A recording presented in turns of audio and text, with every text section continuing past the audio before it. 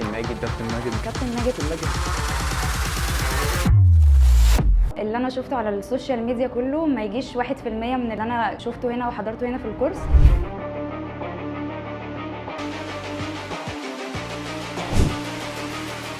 هو اول حاجه بصراحه انا ما صدقتش ان المحتوى ده بالسعر ده. انا من اول محاضره مع كابتن ماجد وانا برشحه في الاونلاين كوتشنج، في الكورسات، في كل حاجه لكل الناس.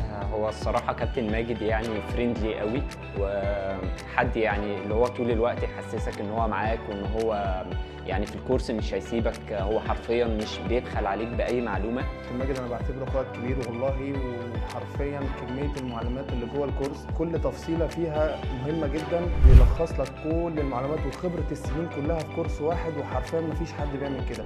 معلومات كتير كنت اعرف انها غلط واتصلحت لي. الشخص اللي هيجي هيستفاد بنسبه كبيره جدا يعني هي حاجه كقيمه مقابل سعر، لا هي قويه جدا. السعر اللي انا دفعته كنت حاسس ان انا محتاجه ادفع اكتر بكتير. مفيش اي نوع من انواع الملل. ماجد ده بيحب اللي بيعمله، فبيعرف يوصل المعلومه بشكل احسن، وعمره بخل على حد المعلومه ايا كان بقى في الفيديو او ايا كان في الكورس. بالعكس ده قال حاجات كتير قوي في الكورس يعني ما توقعتش انه كان يقولها الصراحه. الادفرتايزنج يكون زي كده سامري للي انا طلعت بيه، لكن كميه التفاصيل اللي الواحد استفاد منها جوه الكورس كبيره جدا. عشان كده انا بقول ان الكورس ده قوي قوي قوي.